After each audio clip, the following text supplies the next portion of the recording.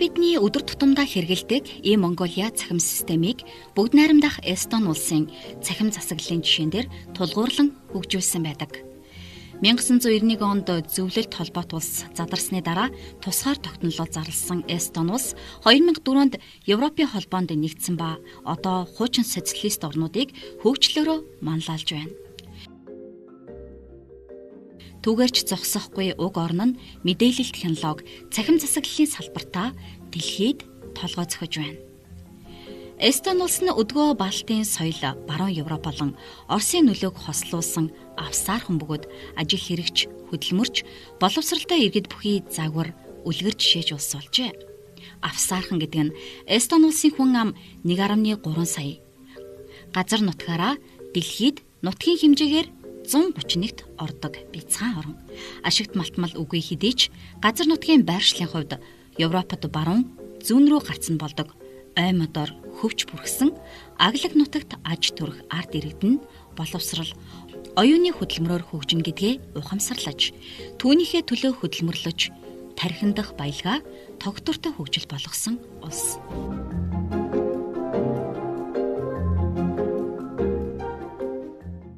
Энэ бол бие жижигч бэлчээр томтой байгалийн баялаггүйч боловсролын систем, төрийн ухаалаг бодлого, цахим хөгжлөөрөө дэлхийг дэлдийлгэж байгаа Эстон улсын цахим засаглалын хөгжлийн төвх.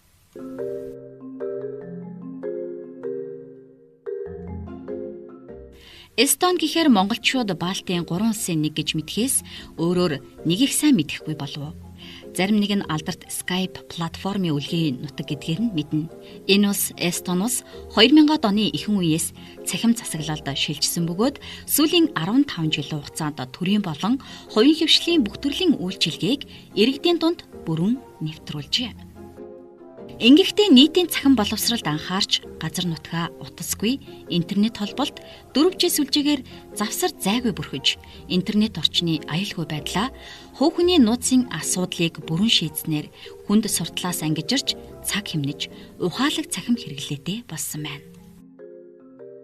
Эстон улсын иргэд төрөөд л цахим бүртгэлд бүртгэгдэх бөгөөд эрүүл мэндийн түүх, эмчилгээ, эмийн жорн цахимд тэмдэглэгдэн үлдэж, цэцэрлэг сургуульд цахимаар бүртгүүлж, эцэг эх нь хүүхдийн тухайн өдрийн хоолны жор, түүний илчлэг, өдрийн хуваар, сурсан зүйлс, даалгавар, оролцоо зэргийг нь хянаад явах боломжтой байдаг байна. Энэ бүхэн нэг л цахим үнэмлэх бүртгэл дээр явагдана. Сургуульд элсэн орсон 2 дугаар ангиас эхлэн англи хэл, програмчлал үзэж эхлэх ба хичээлүүдийг ухаалаг төхөөрөмжүүд дээр суурилсан аппликейшн дээр сонирхолтой байдлаар үздэг. Насан туршид сонгуулаа цахимаар өгч нэг өдрийн дотор кампани бүртгүүлж бүх төрлийн татврын тайлангаа тогтмол хүлээн авч түүнийг өөрөө хянаж баталгааж болно. Манай улсад энэ бүхэн нилээд хэд өдрийн ажил болох ба хоорондын харилцаа уялдаа байхгүй, цахим систем, дата сангууд нь өөр хоорондоо мэдээлэл солилцдоггүй тул хүнд суртал оршсоор байгаа билээ. Эстон улс нь чадaltaй боловсон хүчний дутуудлаа нөхөхөөр тэд бизнес эрхлэх тат орчныг бүрдүүлж, e-residence гэх дэлхийн анхны цахим улсыг үүсгэн, бөмбөрцгийн хаанаас ч Эстонийн цахим иргэн болох боломжийг олгосон байна. Засгийн газрын хувьд цахим танхим байгуулснаас хойш зайнаас хуралд оролцож, санал зөвлөгөөгөө цахимаар сайд нарт илгээж хэлэлцүүлэх боломжтой болсноор мөн л өмнө нь 4-5 цаг үргэлжилдэг байсан хурлын хугацаа 30-аас 90 минут болж богиносжээ.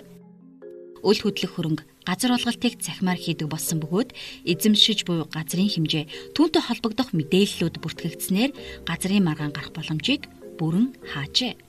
Энэ мэдчлэн галийн мэдүүлэг, бүрдүүлэлтийг цахимаар гүйцэтгэх, машины зогсоолох, автомашины даатгалд хамрагдах зэрэг бүхий л үйлчилгээг Эстоны ард иргэд компьютер, ухаалаг төхөөрөмж, өндөр хурдны интернет, нэгдсэн цахим бүртгэлээрээ асар богино хугацаанд гүйцэтгэж байна. Гэхдээ хамгийн чухал нь төрийн цахим үйлчилгээнүүдийн гүйцэтгэлийг хувийн компаниуд хийдэг гэдгээрээ онцлог. Ингэж төр засаг нь гарааны бизнесүүдэд дэмждэг, боловсралтай хэрэглэгчдийг бэлтгэхийн үр дүнд Эстон өдгөө Европын гарааны бизнес эхлүүлэхэд хамгийн таатай улсуудын нэг болж чаджээ. Мөн жирэмсэн эхчүүд хөгжлийн бэрхшээлтэй иргэд нийгмийн халамжид бүртгүүлэх гэж гэрээсээ гарах хэрэггүй. Учир нь тэдгээр иргэний эмнэлэгт үзүүлсэн онош эрүүл мэндийн түүх мэдээллийн санд байх тул тэр бүгдийг харгалзах байгууллагуудаас цаасан хэлбэрээр авч хэн нэгэн эрх мэдэлтний гарын үсэг, баримтын хураамж төлөх гэж хүлээж дугаарлах хэрэггүй болж байгаа юм. Эстон нь 12 жилийн бүрэн дунд боловсралтай. Сурагчид цахимаар сурах бичиг авч, цахимаар даалгавар, нэмэлт судлах материалуудыг авна.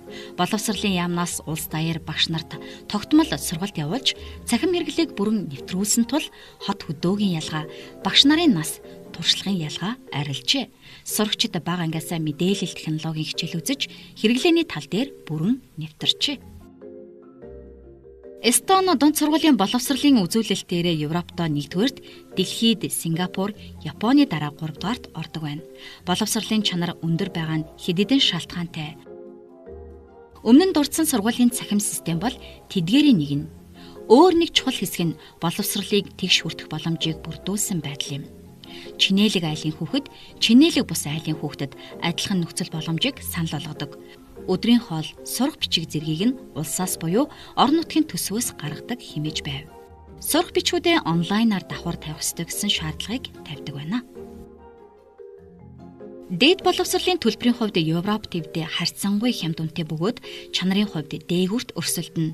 1632 онд байгуулагдсан хамгийн анхны их сургууль болох Тартугийн их сургууль гэхэд 2013 оноос эстон хэл дээрх хөтөлбөрүүдэд үнэгүй болгосон тул хөрш Финлянд орноос зорж ирэн суралцах оюутны тоо эрс нэмэгдэжээ. Мөн дэлхийн өнцөг болон бүрээс цахим засаглалын чиглэлээр суралцах оюутны тоо жил ирэх тусам өсч тэр чиглэлээр өгөх тэтгэлгийн тоо нэмэгдэж хүрээ өргөжжээ. Их сургуулиуд оюутанд өөрийгөө хөгжүүлж сорих боломжийг бүрдүүлж материаллык баазаар бүрэн хангажээ. Тухайлбал талиллын технологийн их сургууль гэхэд Мектори хэмээх инновац бизнесийн төвдөө оюутнуудад туршилт дадлага хийх үүд хаалга нээсэн юм. Тус төвд Samsung, Ericsson компаниуд өөрийн нэрмж танхим лабораторитой юм.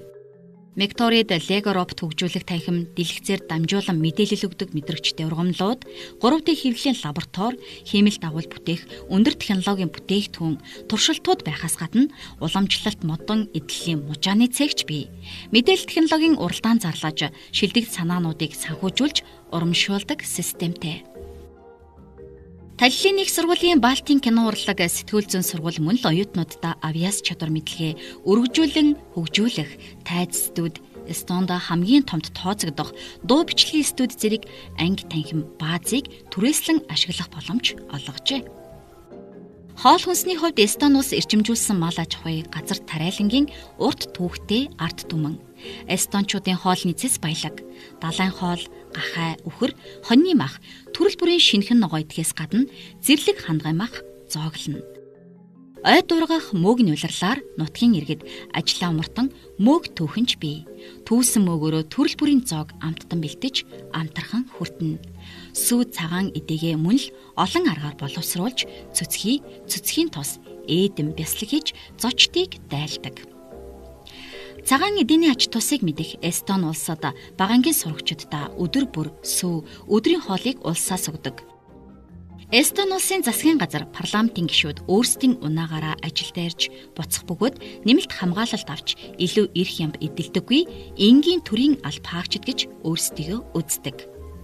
Дээр дурдсан дэвшилтэд үйлчилгээнүүдийн ачаар Эстоны иргэд төрийн үйлчилгээнд очрлож зогсохоо хэн нэгэн албан тушаалтныг цар ажиллагаа болсон юм. Иргэд нь банкнд ч очиж үзэлгүй хэдэн жил болж байгаа юм. Эстон энэ шийдлэрээ хөгжлийн 1703 жилийг хэмнэсэн гэж дэлхийн нийтээр дүгнээд байгаа юм. Эстон цахим засаглалын ачаар авилгын индекс төрийн хүнд сурдлыг тэг болгочихсон гэж ойлгож байна. Хамгийн гол нь энэ бүхэн технологи биш, маш энгийнээр ойлгоход бүх мэдээллийг нэг дор төвлөрүүлж хүний оролцоог устгахчихсан л гэсэн үг. Нэг ингээд эхэлсэн хүмүүсээ тэгээд араас нь угсруулах нь ойлгомжтой. iVoting 2005 оноос нэвтэрч сонгуулийг цахимаар өгдөг болж 2007 онд e-police нэвтэрч цагдаа автомашины дугаараар жолооч болон машины бүх мэдээллийг шалгадаг. 2008 онд эрүүл мэндийн платформ нэвтэрч иргэдийн эрүүл мэндийн түүх онлайнд тавигддаг болжээ. Эмчид үзүүлсний дараа эмийн санд цахим үнэмлэхээ уншуулад л жорын дагуу эмнүүдээ авчихна. Ийм дэвшилтэд үйлчилгээнүүдийн ачаар иргэдэн энд тэнд очрлож зогсохоо хин нэгэн албан тушаалтныг царайчлахаа болж улс даяараа асар их цаг ба цаас хэмнэж үр дүнд нь илүү аз жаргалтай амьдрах болжээ. Эстон хүн, Монгол хүн, ер нь ямар ч улсын хүн бүгд адилхан хүмүүс. Гагцхүү системтэй боловсрал, сахилга бат, бодлого, стратеги, дэд бүтэц, технологи мөн хамгийн чухал нь иргэдийг цахим хэрэглээнд сургах гэдэг дээр л бүх зүйлийн ялгаа гарна. Энэ бол бие жижигч, бэлчээр томтой, байгалийн баялаггүйч, боловсролын систем, төрийн ухаалаг бодлого, цахим хөгжлөөрөө дэлхийд ноёлож байгаа Эстон улсын цахим засаглалын хөгжлийн түүх байлаа.